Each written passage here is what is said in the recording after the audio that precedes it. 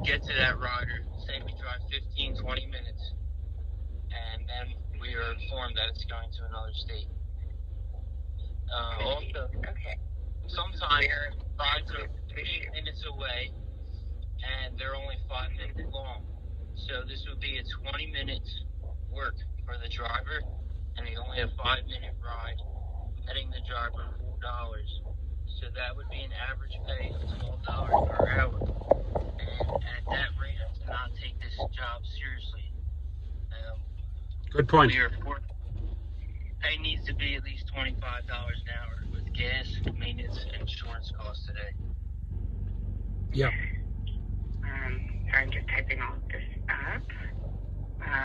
And of course, determining the rates and pay is certainly far above my position and my pay grade. But I do appreciate you sharing that feedback. We do batch it and send it to our crew members to see whenever they're two other things, and then I'd like to let Torch, if you say anything, if you would like. First is safety. We want riders to be identified. There's too many carjackings and preventable deaths happening and injuries on the Uber platform that are preventable.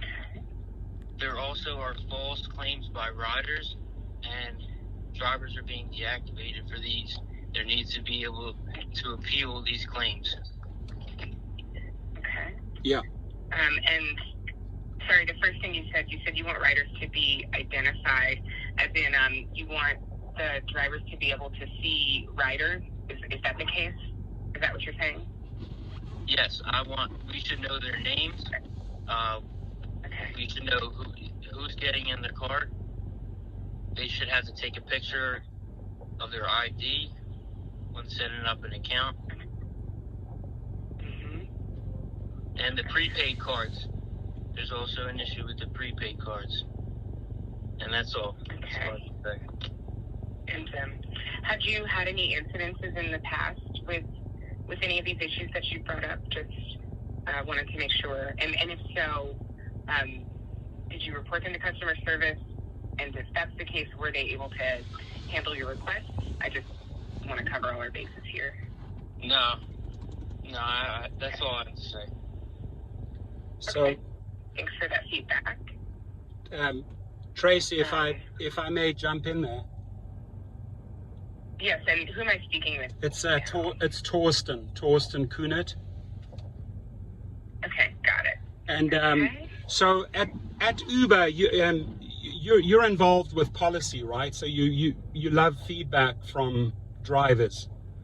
I myself, I have a fleet of black SUVs in LA. I have 58 SUVs that drive for your company. Scaled it down slightly during the pandemic, and I'm back at my usual number. So I lease out to Uber and Lyft drivers. I hear every story under the sun every week. We have meetings on Tuesday. And I also, just to share this with you, because I think it's quite important, I also started a YouTube channel. There are now 8 YouTube channels with a few 100,000 drivers that I represent as an advocate. And every single day I will answer about 300 emails and text messages daily. And 95% of those are basically just issues with your company. And I'm permission to be very direct here because I have to, otherwise, change doesn't happen. Sure. But the leadership on the top, starting with the CEO, Dara Khosrowshahi, who truly, in his persona, does not care about people, does not care about drivers, and this resonates through any YouTube channel. If you want to jump into all the top guys, whether it's Dustin is driving, Harry Campbell, or myself, the Rideshare Professor, you will read the comments. The people do not like the leader of the company because he's not willing to talk to them, he's not listening, he's not willing to listen to them, and he's not willing to address key issues. Now, the gentleman before me, Kevin, spoke about safety. Every single day You guys are in the news headlines. There's carjackings, deaths, murders, stabbings, a lot of sexual assaults. I interview a lot of women, and it hurts me to hear their stories. And you know, they will all complain. They will all file a complaint. 80 to 90% of these are brushed underneath the carpet, are not addressed. You just keep the people in a hamster wheel. Your customer service overseas, which should be brought to the United States, is the people there simply don't understand the business. They're not boots on the ground. And it's a common theme. It's a common complaint that I think leadership, whether it's Tony West, whether it's Nelson Chai, whether it's all the guys on the top, they pretend it doesn't exist. It's real, and it's building up a lot of anger and resentment towards the company. Because on the safety side, you're vetting us, the drivers. We undergo a full background check. Airbnb, for example, and several other companies will check their clients. Your riders that are in our cars, they range from felons to murders to rapists, and they don't care. Your company doesn't care who sits in the back seat. They're not vetted. They can go out and get a gift card to sexually harass a woman, and they can be back on the platform a week later with a different phone number and a different email. These are facts. And you know, the difference between myself and your CEO is that I speak to hundreds of drivers every single day, just like you doing these great little interviews. But you know, the truth, as painful as it is, it has to be told, because this is what it is. Your company does not care about the people who make the money. And it goes from the gas assistance, it goes to the safety, it goes to always taking the rider's opinion over the drivers. Drivers get deactivated left, right, and center. We're accused of taking marijuana and drinking alcohol. There's, like the gentleman said, there needs to be a system in place where you can actually appeal. But because you get drivers so quickly and they burn out so quickly on the platform, it's not in Uber's interest to really cultivate top people. You know, you'd think that you would cultivate your top people. It's like a washing machine. You churn them up, burn them out, spit them out, next. And there's a lot of students in the pipeline. There's a lot of foreigners willing to work for little money. But it saddens me. I mean, I've gotten to know your business. You know, in 2019, I just want to share this with you because it's very important, Tracy. I'm one of your top recruiters in the company. I recruited in 600 cities. I brought several thousands of drivers to Uber, several to Lyft. They call me the referral king in the industry. I've made Uber, just on very conservative estimates, based on some of the drivers that are reporting that they've done 5,000 trips or 25. I've probably made your company over $250 million to date. And it hurt me, and I want you to discuss this with your management, that a recruiter, you pull the plug, you wipe out. On my side, it was $960,000 that the company owed me on recruitment dollars. Wiped it out because you had this IPO going. So one of your top recruiters now, you've actually turned into one of the, I recruit for 8 law firms now, and it's costing your company a fortune. But you probably don't know that because you probably don't know me, and Dara doesn't know me either. But it's that reality check that your company needs, is that you have a lot of people working against you, and that needs to change. The culture needs to change, because this company could be so successful with the right leader who actually listens to drivers. You know, just like, you know, you make these calls. The problem here is that, I would just say, in your position, you get to talk to 2 people, another 2 people, and a lot of people are just too afraid to tell you the truth. I'm telling you the truth because I've been there from day one. I still make your company a lot of money. I'm still expect to be paid, and obviously I'm going after those monies.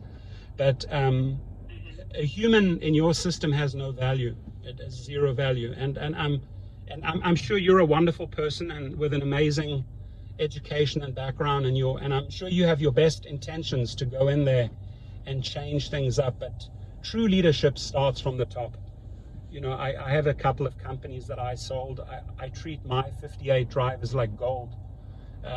I know how to talk to them, and that's why I'm so successful online as an influencer, because the people listen to me, because I speak the truth. I don't gray or muddy the waters.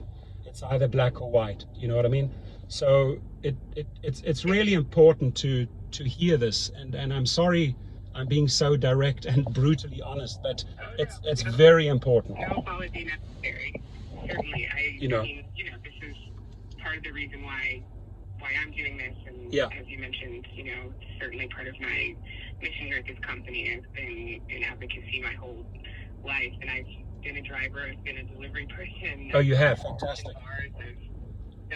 I've done a lot of it, and through these conversations, I'm basically just trying to find those ways in the company where we can have the hard conversations, where we can really make sure that we're treating our earners with the respect that a lot of them deserve. And as you said, we do want to figure out how to keep everyone safe, how to make it so that our earners aren't having to worry about a lot of these things that, in reality, we could probably fix. I think recently with our deactivation center, our driver resource center, that's like one small piece of the puzzle where we're trying to handle deactivation. Yes. But it's just beginning. I think it just launched like 3 weeks ago. Okay. And I'm trying to get our drivers to utilize that when we can, but then also make sure we get that feedback back to the team to let them know if it's actually working. You know what I mean? Tracy, from my side, you have some really, really good drivers with really good intentions, and I understand that Uber has to take every single dollar, but when you look at the bigger picture, you cannot take money or certain dollars and be too desperate and take it from a specific type of group. You know what I mean? You have the ability to some extent to vet these people. You have the ability to shut some of these riders down. You're losing people that are doing 20, 25, 30,000 trips that have sacrificed 6-8 years for your company, and you're just tossing them out over a report. I make videos on this almost daily, so I think the challenge right there is to have a system in place that really vets. You got to look at the dash cam footage, you got to look at everything, you got to look at the urine tests, you got to look at the hair follicle tests that the people are sending, and that's one thing that I've started, is that too many people have been accused of smoking marijuana or drinking alcohol on the job, whereas it's an easy way to get a free ride for a rider, or take some sort of revenge from a rider. But you're losing a lot of good people, and that's why you're spending so much on marketing, because you have to fill those voids. And when you fill those voids with newbies, you're not getting necessarily in the first 12 months the same quality of drivers as from somebody that's been with you 5-6 years. And you can see their track record. They've got a 4.95 to 5 consistently, but then overnight you will let them go, and they prove themselves month after month after month that they are superior drivers making you a lot of money. And legally protecting yourself, you cut that driver off, and the system to get that driver back behind the wheel does not exist. I started an organization called Gig Rocket, where we fight these wrongful deactivations, and 90% of the cases we have to bring into small claims court. It costs your company a fortune, and then finally somewhere the driver gets to mediate or show their real evidence, their dash cam, and then hopefully they get back, a certain percentage gets back behind the wheel. But the motto, your leadership has zero clue how this rideshare business works. You have driven, you understand it. You've been on the street, you connect with drivers, you understand the language. The people on the top, have to have a conversation with me. I'll tell a guy like Dara as it is. He's not going to like it, nor will he care about me, because obviously